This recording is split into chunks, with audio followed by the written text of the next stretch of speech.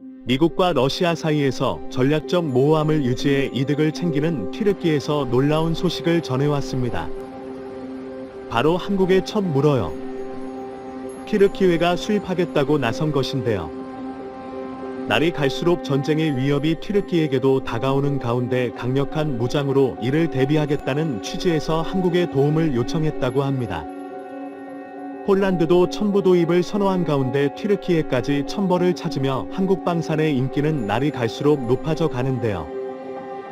대체 튀르키예에서 무슨 일이 벌어지고 있는지 지금부터 자세하게 설명해 드리겠습니다. 이제는 누가 뭐라고 해도 형제의 나라가 된 폴란드. 대규모 방산 계약을 통해 다수의 한국 무기를 수입한 폴란드에서 또 하나의 기쁜 소식이 전해졌습니다. 바로 한국의 K-239 천무 다연장 로켓포를 도입하겠다고 공식적으로 밝히며 추가 무기 도입을 시사한 것이죠. 미국 방송매체 디펜스 뉴스는 현지 시간으로 30일에 폴란드 국방부가 K-239 천무 구매를 검토 중이라는 소식을 전했습니다. 폴란드 국방부 대변인은 천문 발사대 촬영 플랫폼의 잠재적 인수와 공동 개발과 관련 한국 파트너와 함께 수입에 대한 구체적인 내용을 이야기하고 있다고 밝혔습니다. 예초부터 미국의 하이스를 늘 구입하겠다던 폴란드가 처음으로 방향을 튼 것은 바로 물량 문제. 현재 우크라이나의 하이마스를 총투입하고 있고 생산을 한참 기다려야 하는 입장에서 폴란드는 처음으로 방향을 돌린 곳입니다. 속도가 더 중요해진 현대전에서 몇 년을 기다려도 받을 수 있을지 요원한 하이마스에 비해 천무는 빠른 생산과 다수의 무기를 쉽게 구입할 수 있어 폴란드 입장에서는 더할 나위 없는 무기죠. 이니 초무는 해외 군사 전문가들과 각 군부대에서 하이마스와 대등한 기동력을 갖춘 것은 물론 방어력은 더 우수하고 화력은 2배 이상이라는 평가를 들었습니다. 16인의 초단 발사가 가능한 빠른 타격은 상대가 미처 대비하기도 전에 상대 병력을 초토화할 수 있어 전장에서 게임체인저라 불리는 하이막스를 압도할 수 있는 수백 천불을 선택한 폴란드의 결정에 많은 이들이 주목했죠. 그리고 폴란드만이 아니라 또 다른 국가에서 한국의 천모에 대해 관심을 보였습니다. 바로 튀르키예가 그 주인공인데요. 사실 러시아와 전쟁을 직접 수행하는 우크라이나와 러시아와 지속적인 갈등을 겪고 있는 폴란드를 비롯한 동유럽 국가들이 무기를 구입하는 것은 이해할 수 있으나 튀르키예가 천모에 관심을 보이는 것은 사뭇 이해하기 어려운데요. 이를 알기 위해선 튀르키예가 국제무대에서 차지하는 위치를 알아야 합니다. 튀르키예는 현재 우크라이나 러시아 전쟁에서 협상 테이블을 제공하는 국가로 서방과 러시아 양 진영의 중간지대에 위치해 있습니다. 에르도안 튀르키예 대통령은 자국의 이익을 극대화하기 위해 러시아와 미국 사이에서 균형 외교를 펼치며 무기 판매와 경제적인 이득을 얻고 있습니다. 우크라이나와 러시아와 지리적으로 인접한 곳에 있다는 것 역시 중립 외교를 하기 좋은 곳입니다. 튀르키예에서는 이 전략을 모호 전략으로 간주하며 이득을 보고 있었는데요. 그러나 전쟁의 양상이 장기화되면서 총력전의 양상을 보이자 러시아, 미국 양쪽은 세계 각국을 상대로 편을 고르라는 강요를 하게 됩니다. 중립이 아니라 어느 한쪽 편을 들라는 압박이 거세졌죠. 러시아 입장에서는 튀르키예의 이중적인 태도에 대해 내심 불쾌했습니다. 서방 진영에 속해 있어 북대서양조약기구 회원국이지만 동시에 자국의 무기를 수입하는 행동을 보인 튀르키예에 대해 러시아가 곱게 보기는 힘든 상황. 심지어 크림반도를 중심으로 우크라이나가 진군을 명하고 러시아 역시 이 크림반도를 지키기 위해 병력을 보내면서 흑해를 공유하고 있는 튀르키예의 의중이 중요해진 상황입니다. 만일 튀르키예가 누구의 편을 들기라도 하면 팽팽한 전쟁의 기울기가 단숨에 한쪽으로 기울어지는 것은 자명한 일. 러시아 입장에서는 튀르키예가 미국의 편을 드는 것을 굉장히 부담스러워했죠. 그래서 튀르키예를 향해 지속적인 압박을 가하며 러시아의 손을 잡을 것을 주문그렇게 이러한 러시아 행동에 불만을 품으며 러시아를 제압하기 위한 무기 수입을 고민하게 됩니다. 그리고 그들 눈에 들어온 게 바로 한국의 천무였죠.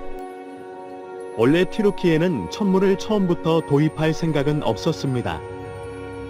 폴란드와 마찬가지로 하이마스를 도입하려고 했는데요. 우크라이나 전쟁에서 하이마스의 혁혁한 성과를 직접 본 뒤 로키에는 하이마스 도입에 욕심을 내게 됩니다. 특히 최대 사거리 77m에 달하는 하이마스 포격으로 러시아 주요 진영은 물론 보급 기지가 파괴되는 것을 실시간으로 접한 튀르크의 입장에서는 러시아를 향후 상대할 것을 염두에 하이마스가 반드시 필요했습니다. 그리고 과거 튀르키예는 미국이 IS를 상대하기 위해 하이마스를 배치했던 경험을 가지고 있습니다. 시리아 국경 근처 튀르크의 동남부 지역에 미군은 하이머스를 설치 IS 근거지 일망타진을 위해 미군은 하이막스를 배치했는데요. 이때 당시 보였던 하이마스의 파괴력에 감탄했다고 합니다. 이렇게 군 장교들도 하이마스의 성능을 보고 감탄하며 지리키에게 꼭 필요한 무기라는 칭찬을 아끼지 않았다고 하는데요. 그러나 하이마스를 받는 일이 쉬운 일이 아니었다고 합니다. 폴란드도 하이마스 도입을 위해 미국에게 무기 구입 문의를 했으나 오랜 시간이 걸려받을 수밖에 없다는 답변을 받고 결국 처음으로 방향을 돌렸던 것처럼 이렇게 해외도 마찬가지였습니다. 게다가 미국 입장에서는 튀르크 기회를 곱게 보기가 어려웠던 상황 하이마스 도입을 요구하는 튀르키예를 향해 거부 표시를 했다고 합니다.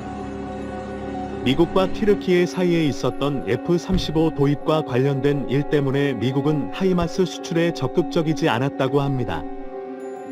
이렇게에는 F-35 전투기를 도입하고자 사업에 투자할 정도로 F-35 프로그램에 적극적인 자세를 취하며 전투기를 맡길 기다렸던 국가였습니다.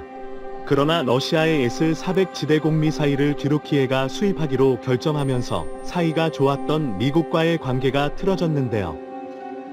자칫 잘못하면 F-35 전투기의 비밀이 찌르기회를 통해 러시아로 빠져나갈 수 있다고 판단한 미국은 F-35 프로그램에서 힐케이를 강제적으로 퇴출시키며 험악한 사이가 되었습니다. 이렇게는 당연히 이를 받아들일 수 없다며 강력하게 미국에게 항의했죠. 결국 오랜 시간이 흘러 오해를 풀고 관계 회복이 되었으나 이때 겪은 트라우마로 인해 찌르기에 하이마스를 제공하지 않으려고 미국은 안간힘을 썼죠. 그래서 튀르크가 본격적으로 천모에 관심을 보이며 도입에 나선 곳입니다. 이 소식이 처음으로 알려지게 된 것은 튀르키예 데일리 사바라는 일간지에서 한국 방산업체 관계자와 인터뷰 내용을 실으며 전무와 관련 튀르키예 정부와 협의하고 있다는 소식이 보도되면서 퍼지기 시작했습니다.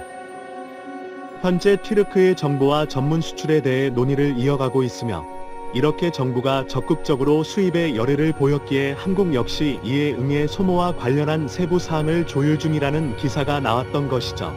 한국 무기력이 이미 겪어본 튀르크의 정부는 화력이나 안정성 면에서 한국 무기를 신뢰하고 있다고 말하며 다연장 로켓포 역시 한국 제품에 전적인 신뢰를 보내고 있다는 내용이 실렸는데요. 실제로 주력기에는 한국 정부와 케이트 전차 사업을 추진했던 적이 있습니다. 2008년 현대로템으로부터 케이트 흑표 생산 기술을 전수받은 주력기에는 독자적인 전차인 알타이 전차를 생산한 적도 있는데요. 최종적으로 한국산 파워팩을 도입한 전차를 양산하는데 성공하면서 한국광 산업자와 지속적인 교류를 한 적이 있습니다. 가까이서 케이트 전차의 위력을 체험해봤고 여러 무기를 시험해봤기에 이번 천모에 있어서도 튀르크의 정보는 무한한 신뢰를 보냈다고 합니다. 게다가 최근 한국 정부가 천모 개량을 하고 있다는 소식이 전해지면서 튀르크의 정보는 한국의 첫 도입에 더욱 적극적인 태도를 보였다고 하죠. 북한의 방사종포를 상대하기 위해 사거리 개량 허물로 파괴력 개선의 필요성을 느낀 한국은 천모의 성능 개량에 착수, 이와 관련한 기술 개발 로드맵을 공개했습니다.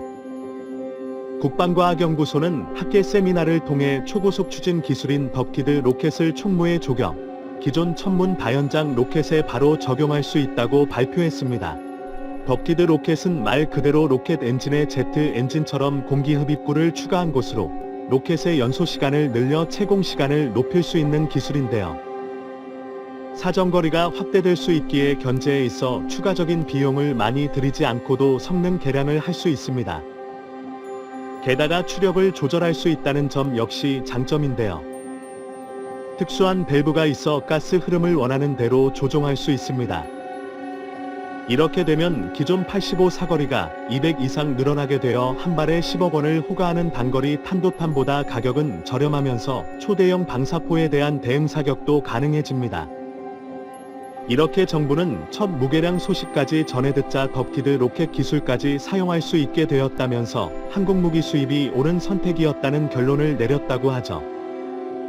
우어에 따르면 50에서 100문 사이의 수량을 고려하고 있다는데요.